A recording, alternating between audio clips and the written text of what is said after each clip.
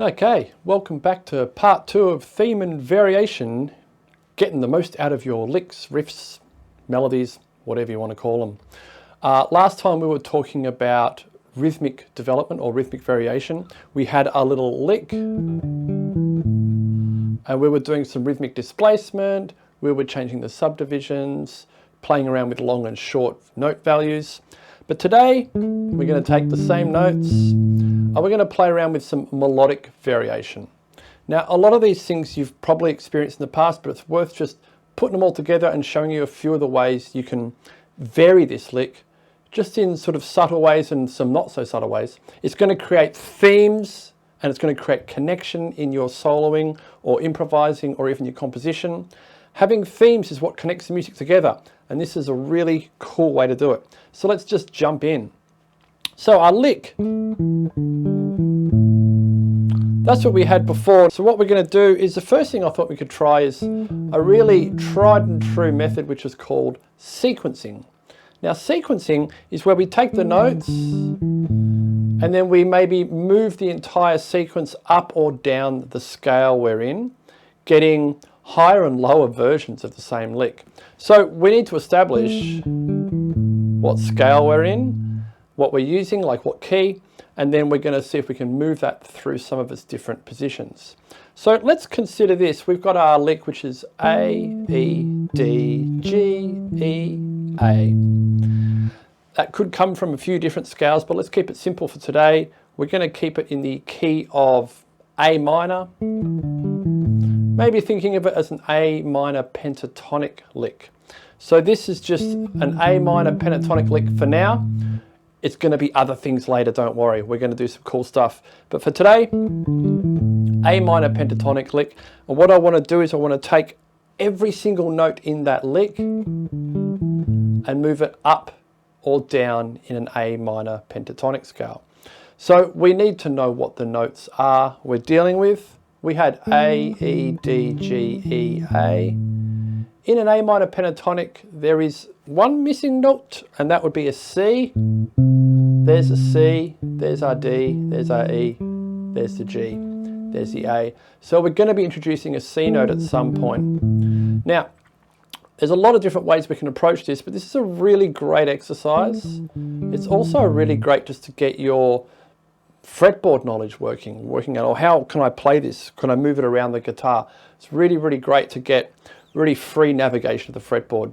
Again, that's a whole video I'm going to do. Is literally, I'm going to do like half an hour ranting about how to get good at navigating the fretboard. Because, I mean, look, to me, that's just like doing 15 Sudoku puzzles at the same time.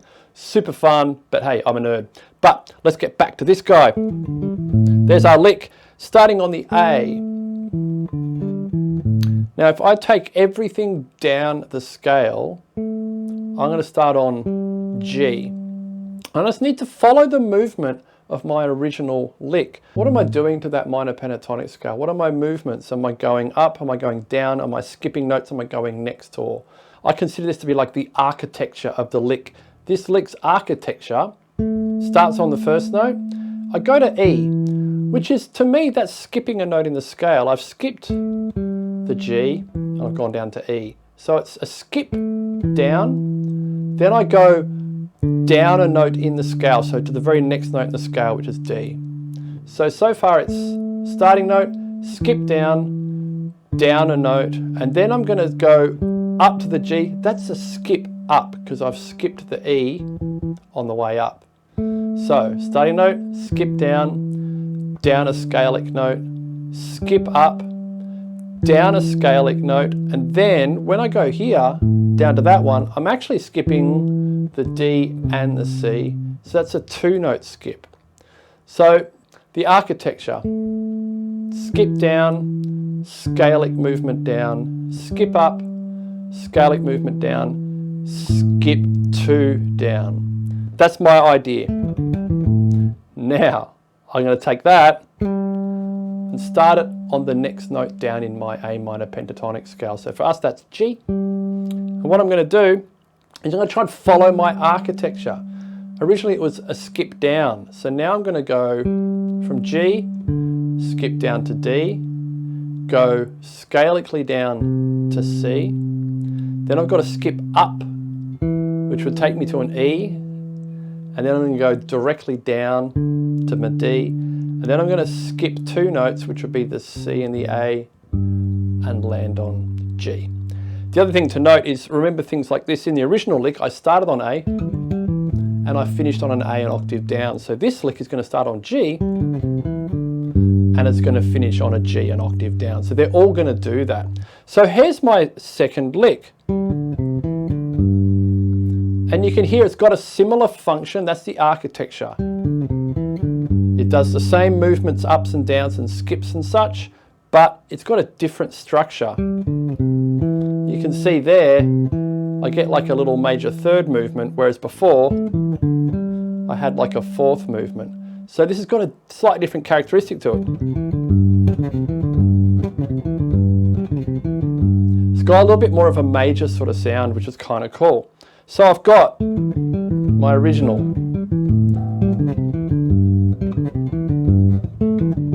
Just using the first 2.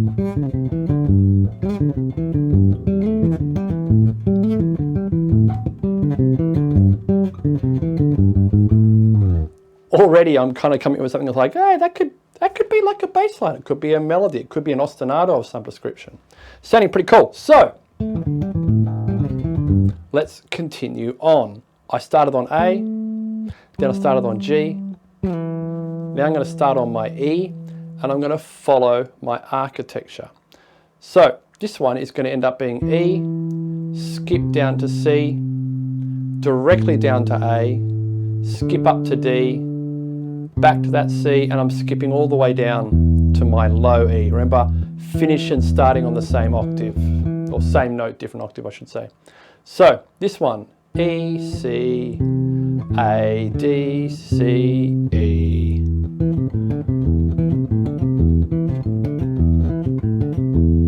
I kind of dig that one. That's kind of got a good vibe.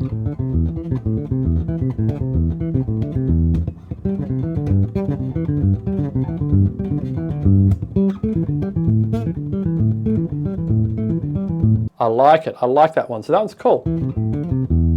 All right, so we've got 3, 2 to go. We've got 1 starting on A, 1 starting on G, 1 starting on E. We're going to do 1 starting on the D. I'm just going to follow my architecture again. And look, I'm going to have PDFs and everything of this attached, but hopefully there's like things on the screen which will show what I'm doing as well, which would be kind of cool. Here we go. This one is going to start on D. We're going to skip down to A, down to G, skip up to C. Going to go down to A and skip double down to D. Now this is cool. One thing you might notice about this one, it's got the same actual note structure to the original one. So that's nice and familiar. My fingers are like, hey, I think I've done that before. Yeah, you have.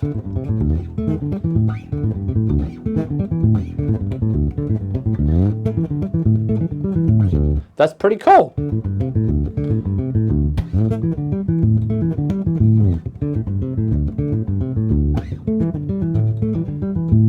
So already just connecting a couple of them in a row starts sounding fairly musical. All right, and we've got 1 more to go. Starting on the D, now we're starting on the C. This one's going to start on C, it's going to end on a low C. This one's structure, it's a bit stretchy down here, but hey, it's good for your fingers. We're going from C, we're going down to G, we're going down to E, we skip up to the A, back to G, and then all the way down to low C. That's a really cool one. I like this one. This has got much more of a major vibe because we're starting and finishing on the C.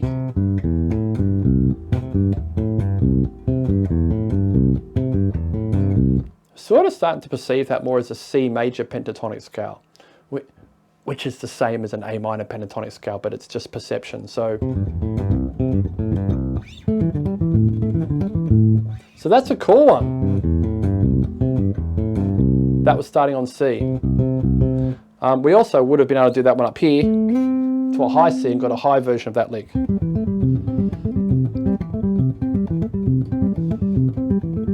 That's a nice one.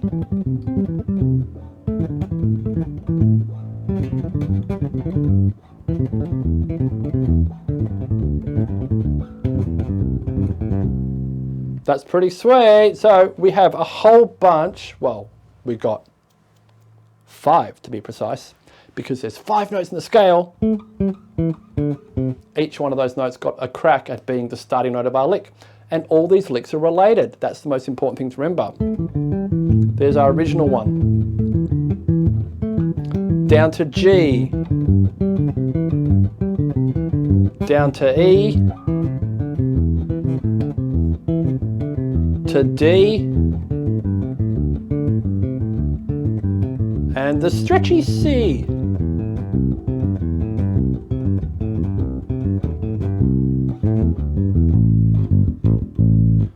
Pretty cool. So that is sequencing based on that being a minor pentatonic scale. So that's a pretty cool idea. We've got some nice ones out of that. It should be mentioned here as well is if I play all of them in a row,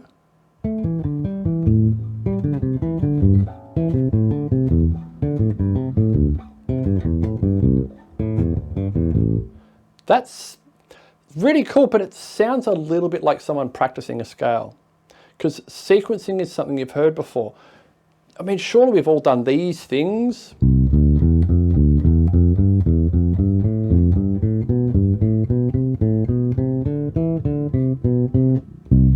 We've played patterns like that, or this one. We refer to that as broken thirds. So those are sequencing. Now, it's important to remind ourselves is that when you play all of them in a row and complete the system, i.e. go from the top of the scale all the way to the bottom of the scale, it sounds a bit like someone practicing a scale. And this is something that's really important to get across. That's how you practice. But if you want to make music, you can be much more judicious about which ones you use or how many you use. So if I just pick a couple of my sequences and repeat them, it's probably going to be a bit more of a musical statement than me completing the entire system. Too much repetition sounds a little bit like practice. But no repetition, it's a little hard for people to sort of connect with. So we want to find that, like, I think of it like the Goldilocks syndrome, is we want to have just enough repetition and pattern for the brain to go, hey, I know what's going on here. And just enough variation for us to go, huh, that was interesting. I didn't expect it to hear it like that. That's the goal here, is we're riding the razor's edge. We're like, how can we get just enough repetition but not make it too predictable? But if you make it completely unpredictable, you risk alienating people and they're like, I don't really get it. So anyway, back to the point. Let's just pick a couple of these. I really like the first two, to be honest, just going back and forward. You could use those two.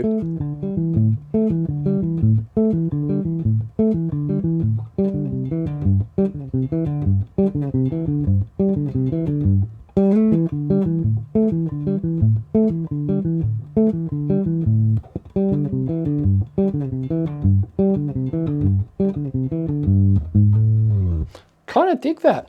So it's important to me is that we go through all of the options with these ideas, and it doesn't mean we have to use them all.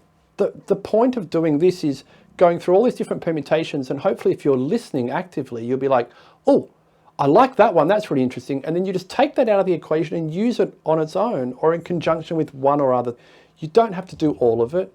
It's important to go through them all, but you pick and choose the ones you like. That's kind of the fun bit, because everyone's going to pick different ones, yeah? So that is sequencing, but there's something else cool I can do with this. At the beginning, I made this sort of call that this is maybe from an A minor pentatonic scale. Well, it could be. It could be from other things. What if it came from like an A natural minor scale? And all that means is that there's a couple of extra notes that we've got to add. So in an A natural minor, we'd have the A, the G, but there's an F we can start throwing in. There's our E, there's our D. There's a C, which we had before from the pentatonic, but I also get this B natural, which is really nice. Now this gives us some really, really cool new sounds. Instead of, that's me taking every note in my first lick, and moving it down an A minor pentatonic scale. All right, but what if I took every note in this lick and moved all of them down in an A natural minor scale? That's going to give me an entirely new sound. So there's my first lick.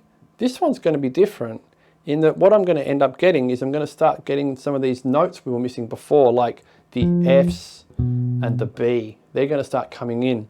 So our first lick remains unchanged. Take it down. Start on the G.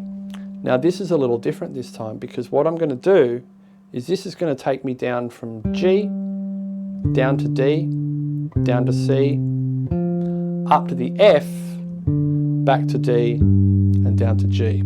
So that's kind of cool. And the reason this is different is just to clarify, before, when I did this move, that G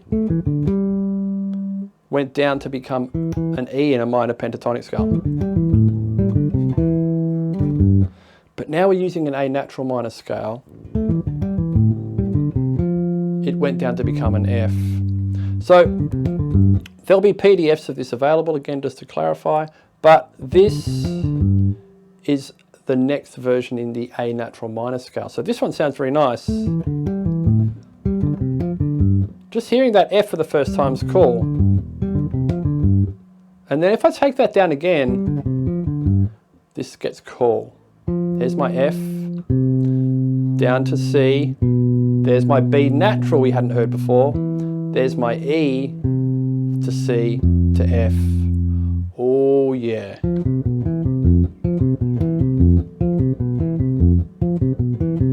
See, we're now really starting to hear all the colours that come from an A natural minor scale.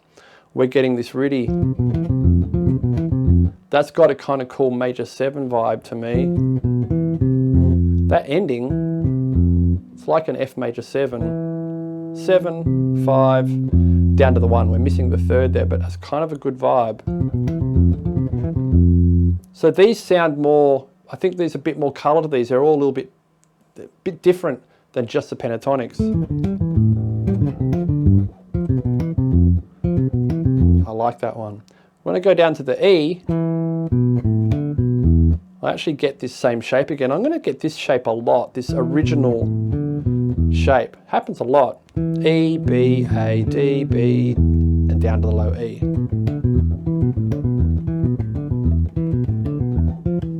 So that's really cool. When I take that down to D, I get the same shape again.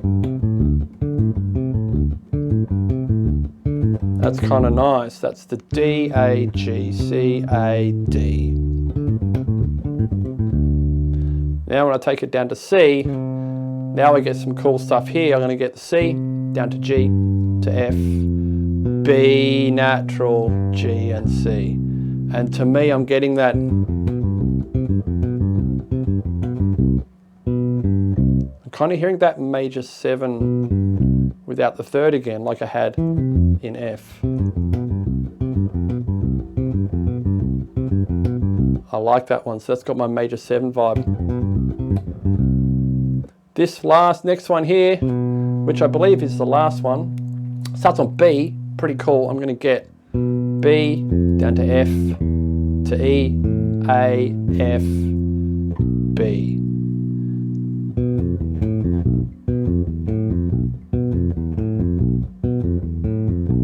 Super cool. It's giving me a little bit of a diminished sound to that one. Okay, so here's our 7 sequences, just slowly going down. Here's the A, the G, the F, the E, the D, the C, the B, our original A here. So these guys all sound really interesting.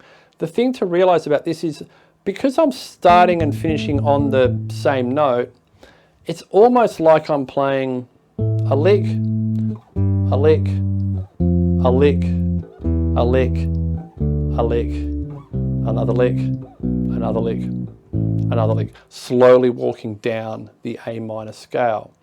Now, each of these notes has a chord that you can build from it. So by playing this lick and encapsulating it with these root notes, it's like I'm implying the chord that would fit. So if we know our chords, and again, this could be something we'll talk about in the next lesson, but if I know my chords in the key of A minor, that's what I'm implying here. I'm implying that's like an A minor sort of 7 sound. That ending really has that 7, 5, 1. All my licks are going to end in the 7th, the 5th, and the root of each chord. So that one has that A minor 7 sound. The next one, well, if we know our chords, the G would be a G dominant 7 chord. That's what I'm implying there. And then I would get an F major 7. That would be my next chord down. Super cool. That B natural, sort of implying a Lydian sound, which is what you get.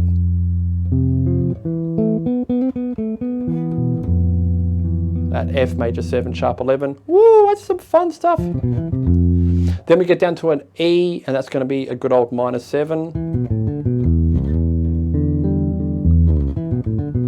Then we get down to our D minor 7. And here's our C major 7.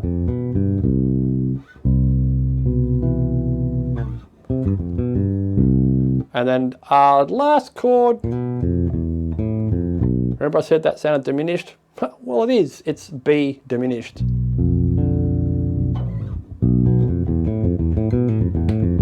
And then we get home back to A minor 7. So that's kind of cool.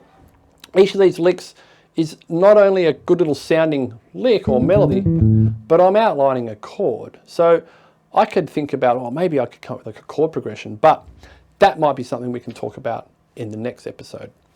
But for now, that's a lot about sequencing. So we did sequencing based on it being a minor pentatonic scale, or we did sequencing based on it being like a full natural minor scale, where we got all these really interesting, like this, that major 7, and the diminished, pretty cool sounds. So that's a little bit of sequencing with our lick. What else can we do? Loads! We could do something called, well, here's a cool one. So I thought about this one before, is sometimes we could just do some sequencing, but we don't have to sequence the entire lick. We could do partial sequencing. So what I mean by that is we don't have to take every note and move it up or down the scale. We could just take some of the notes or even one of the notes and move it up and down the scale. That's kind of cool because, again, this is going to give you a theme, but you're just going to get a really subtle variation. So for example, with this one, let's just go back to thinking of this as like an A minor or A natural minor lick. Now, let's just play with this. What if I just took the last note? I'm landing on that low A. Well, as a great exercise, what I can now try and do is like just move that final note down an A minor scale.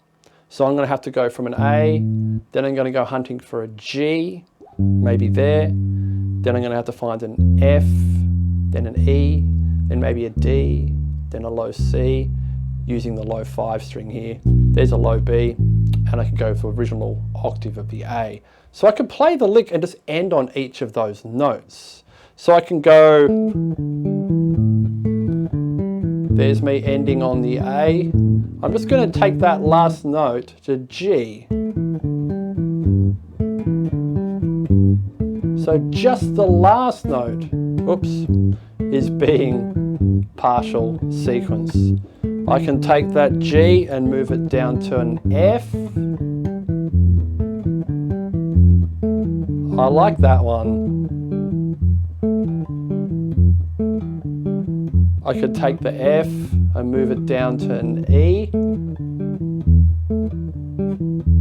sort of ending with an octave there. I could take the E down to D,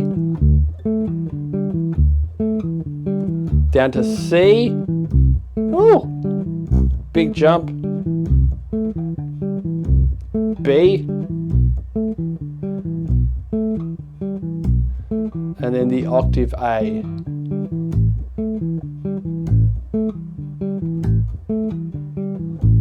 So I actually have just done like a subtle variation of that lick. It's all starting there, but I'm hearing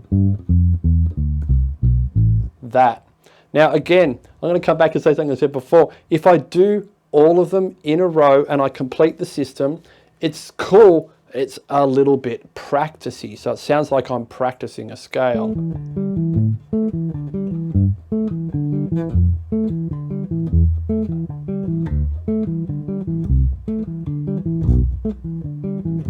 Okay, so that's not bad, but what if I just used some of them?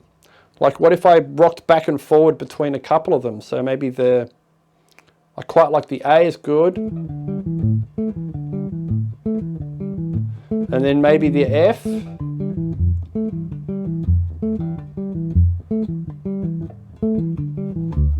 D. And then back. That's kind of cool. So now it's like I'm implying A, F, down to D, back to A.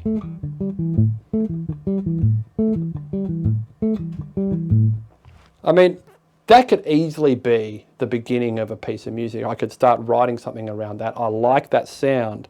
So that's pretty cool. So that's like partial sequencing. That was just taking the last note. Depending on the lick, you can maybe just take the first note and move that up and down the scale and keep the last part of the lick the same. You could just split the lick in half and move half of it.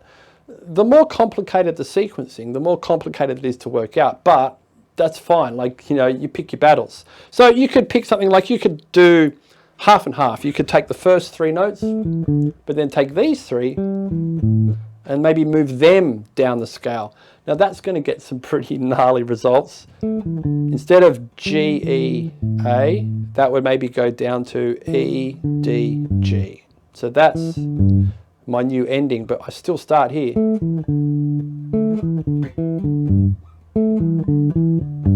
That's a different sound.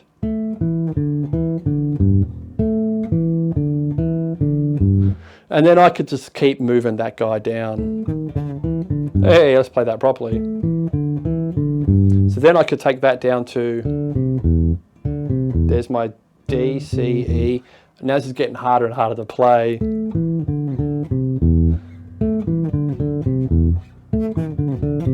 That's kind of interesting thing about that is now I get these two Ds in the middle. D, D. I kind of like that. Maybe I could find a better way to play that. That was not the note I wanted. I could put that there so I can have.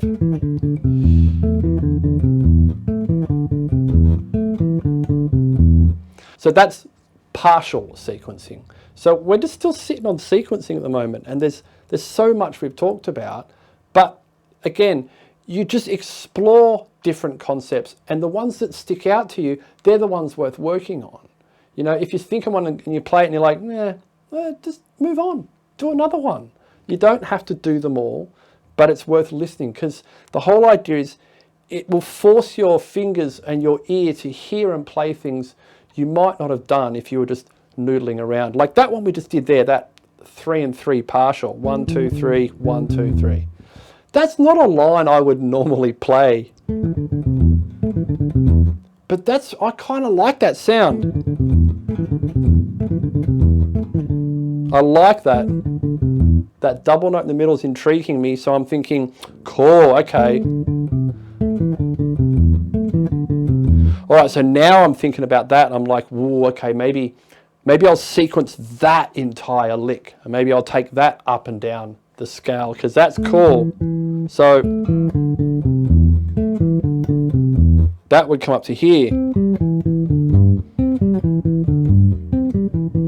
That's me sequencing it up the minor pentatonic scale. That's really cool. And then I can keep going. Where would I go there? Ooh! We get a little glitchy camera thing there.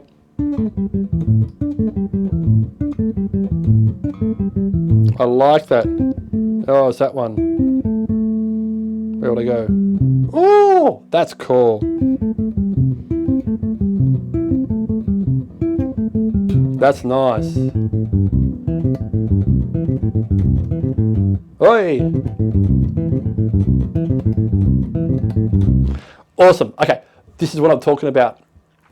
You know, when I finish filming this, I'm going to go and actually practice that and like try and play it properly and clean up my horrible noises a bit. But I like the sound.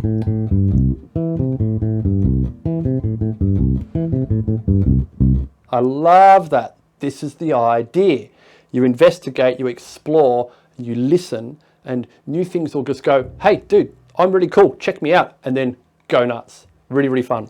All right, sequencing, more, there's more. Let's go do a couple of quick little extra ones. These are like tried and true, really, really well-established techniques.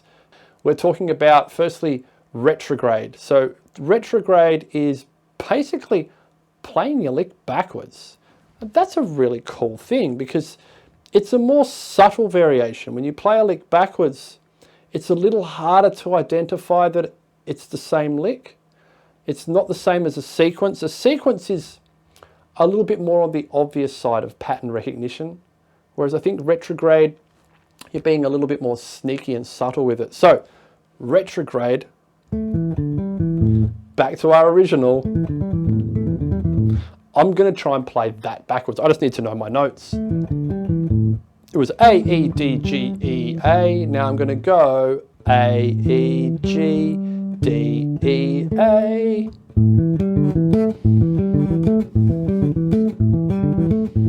I like that.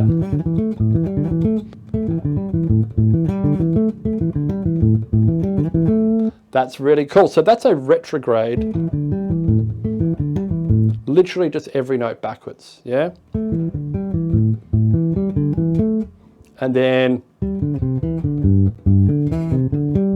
sequencing the retrograde. I mean, we get this idea that we start mixing these techniques. So I'm doing all of them now. What have I got here? No, I'm going to go.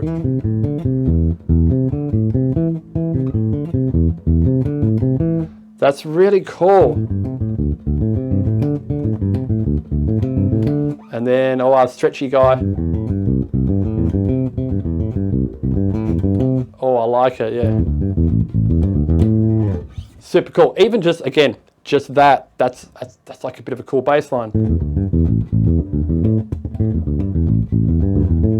Yeah.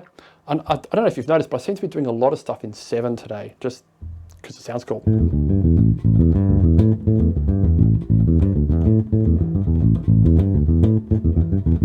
This is a really, really cool one. So this is retrograde, and then I did retrograde sequencing. And you could do retrograde sequencing, but with the natural minor scale and get all of the variations. Remember we had the really cool, super cool, like Lydian, F Lydian one. Well, let's do a retrograde of that. That's the vibe.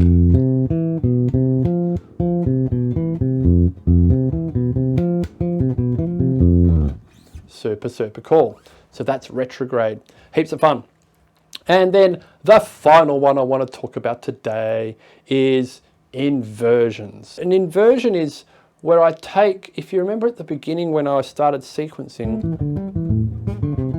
I was talking about the architecture of the lick. And for this lick, it was skipping down a note, down a scale note, skipping up a note, down a scale note, skipping down 2 scale notes. That's the architecture, right?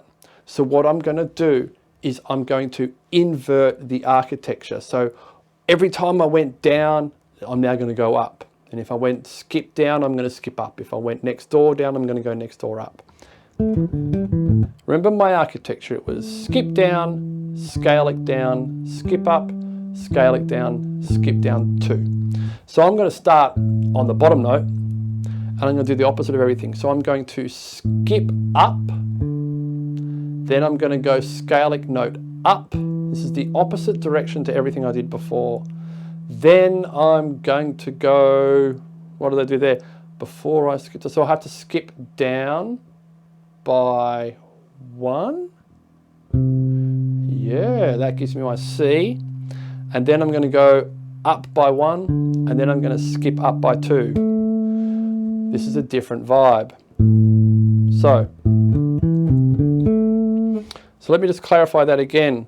We had, remember we went skip down, down, skip up, down, skip down 2. So this is now skip up, and then up, and then I skip down, and then I go up, and then I skip up by 2. That is just the opposite direction. So the skips were still skips, the scalic movements are still scalic movements, just all the ups are downs and all the downs are ups. The point is, it sounds like this.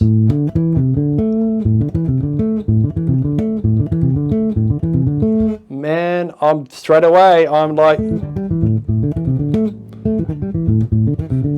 that's freaking cool. I've got a really different vibe. But I don't know if you can hear it. They actually do have a similar flavor because it's the same jumps, it's the same leaps and adjacent notes in the scale, but just literally inverted, hence the name. So, loving that one.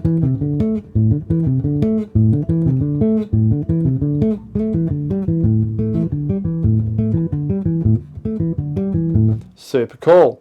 And what do you do if you like it? Well, you maybe try sequencing it. So of course I'm going to try sequencing it. We'll take that down and we will get, no we won't, we wouldn't get that, we would get, da, da, da, da. Oh, that's cool. Oh, I like that one. And then I'm going to get, what's this one? This one's going to be.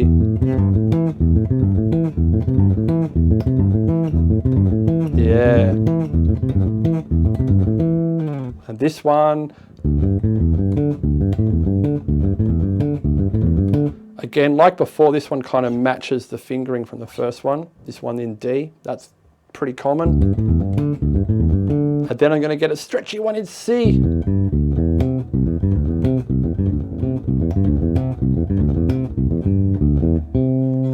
That's a lot of variations, and I've been crapping on for ages. So, quick recap, what have we got? We take a lick. Hey, that sounds cool. Try some sequencing. So take the lick and move it up and down the scale. Get different versions of the same lick. Then the next thing we looked at was doing like partial sequencing. So maybe moving 1 or 2 of the notes from your lick up and down the scale. That's a really cool device as well. Some of those can get really tricky to finger, but all worth working on. Then we talked about retrograde, which is playing your lick backwards. I mean, this is a cool way, like, you know, if you write like a rocky thing and you got like a cool riff going on and you go, oh, we need a bridge.